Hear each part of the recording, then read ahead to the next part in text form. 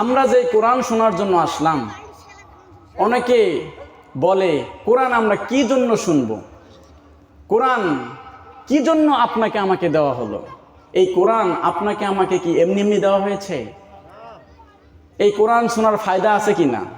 আল্লাহ তাআলা সেই সম্পর্কে সূরা ইউনূসের 57 নম্বর আয়াতের মধ্যে বলছেন।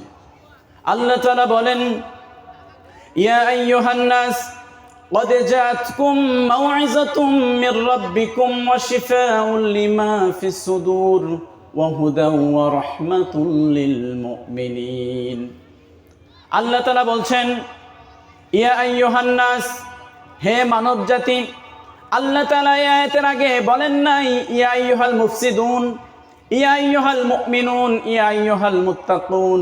আল্লাহ তাআলা বলেন নাই, আল্লাহ তাআলা বলেছেন ইয়া আইয়ুহান নাস, হে মানব জাতি। এখানে আপনি হিন্দু ধর্মাবলম্বী হতে পারে, খ্রিস্টীয় হতে পারে, ইহুদি হতে পারে, মুসলিম হতে পারে, তাবরত পৃথিবীর মানুষকে বলছেন ইয়া আইয়ুহান নাস। প্রায় পৃথিবীর বুকে 4500 ধর্মাবলম্বী আছে, সকলকে বলেছেন ইয়া আইয়ুহান নাস قد جاءتكم موعظة من ربكم وشفاء لما في الصدور। অবশ্যই এই কোরআন তোমার রবের পক্ষ থেকে তোমাদের প্রথম যে নিয়ামতটা দেবে সেটা হলো মাউইজা। মাউইজা শব্দের অর্থ হচ্ছে প্রেসক্রিপশন, উপদেশ। আপনি এই কোরআনের কাছে আসবেন, এই কোরআন আপনাকে আমাকে উপদেশ দিবে। আপনি যদি কোরআনের কাছে আসেন, কোরআন আপনাকে আমাকে প্রথম মাউইজা দেবে। আপনি এই কোরআনের কাছে আসলে এই কোরআন আপনাকে আমাকে উপদেশ দিবেন। ওই উপদেশ অনুযায়ী আপনি আমি চললে এই কোরআন দ্বিতীয় নাম্বার যে নিয়ামতটা দিবে সেটা হলো শিফাউল লিমা ফিস সুদূর। এই কোরআন আপনাকে আমাকে শিফা দিবে।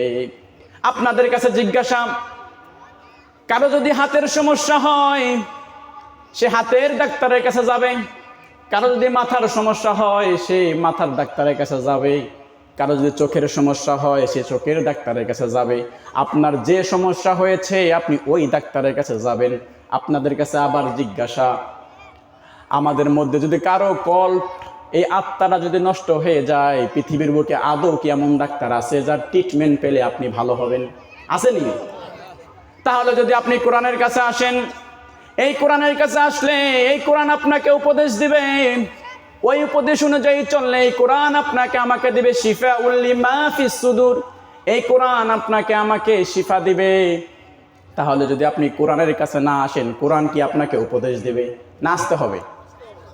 আপনারা মনে করছেন ওয়াজ শুরু করছি, এটা ভূমিকা বলতেছে আমরা যে ওয়াজ শোনার জন্য আসছি, আমাদের ফায়দাটা কি? দুনিয়ার বুকে আপনার অনেক সম্মান, দুনিয়ার বুকে আপনার টাকা পয়সা আছে, ধন সম্পত্তি আছে, অনেক সম্মান আছে। আল্লাহ তাআলা বলছেন ইয়াউমা লা ইয়ানফাউ মালু ওয়ালা বানুন ইল্লা মান আতাল্লাহা বিকলবিন সালিম। ও দুনিয়ার মানুষ রে, দুনিয়ায় তোমার ধন সম্পদ টাকা পয়সা কোনো কাজে আসবে না, ইল্লা মান আতাল্লাহা বিকলবিন সালিম।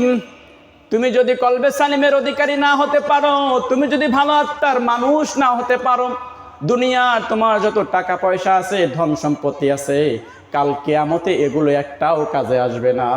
আসবে নি? তাহলে আপনাকে ভালো আত্মার মানুষ হতে হলে এই কোরআনের কাছে আসতে হবে। এই কোরআনের কাছে আসলে এই কোরআন আপনাকে আমাকে উপদেশ দিবে। ওই উপদেশ অনুযায়ী চললে এই কোরআন আপনাকে আমাকে দ্বিতীয় নাম্বার যে নিয়ামতটা দিবে সেটা হলো ওয়াশিফাউল লিমা ফিস সুদূর। এই কোরআন আপনাকে আমাকে শিফা দেবে। এই কোরআন 3 নাম্বার যে নিয়ামতটা দিবে ওয়াহুদা ওয়া রাহমাতুল লিল মুমিনিন। এই কোরআন আপনাকে আমাকে হুদা দেখাবে, মানে পথ দেখাবে। যদি আপনি ভালো আত্মার মানুষ হন, আপনি ভালো আত্মার মানুষ হয়েছেন, অসুস্থ ছিলেন, এবার আপনি সুস্থ হয়েছেন, হাঁটার জন্য তো পথ লাগবে, রাস্তা লাগবে কিনা? সেই জন্য ভালো রাস্তা দেখার জন্য এই কোরআন আপনাকে আমাকে হুদা দেবে। এই কোরআন শুধু হুদা দেবে না, এই কোরআন আপনাকে আমাকে নূর দিবে। অন্ধকার রাস্তায় কি আপনি চলতে পারবেন? এই কোরআন আপনাকে আমাকে আলোর রাস্তা দেখাবে। আমরা প্রতিনিয়ত আল্লাহর কাছে বলছি ইয়্যাকা না'বুদু ওয়া ইয়্যাকা নাস্তাঈন। হায় রব, আমি আপনার ইবাদত করি, আপনার কাছে সাহায্য চাই। আল্লাহ তাআলা বলছেন, ও আমার গোলাম, তুমি আমার ইবাদত করো, আমার কাছে সাহায্য চাও। কি সাহায্য চাও? তখন আমরা বলি ইহদিনাস সিরাতাল মুস্তাকিম। হায় রব, আপনি আমাকে এমন একটা পথ দেখান, এমন একটা সহজ সরল সঠিক পথ দেখান যে পথটা দুনিয়ায় শুরু, শেষটা হলো জান্নাত। তাহলে কোরআনের কাছে আসলে লাভ না লস? প্রথম যে নিয়ামতটা দেবে সেটা নিয়ামতের নাম কি? উপদেশ, আরবিতে বলে মাউইযা। 2 নাম্বার শিফাউল লিমা ফিস সুদুর। 3 নাম্বার হুদা, এই কোরআন আপনাকে আমাকে পথ দেখাবে।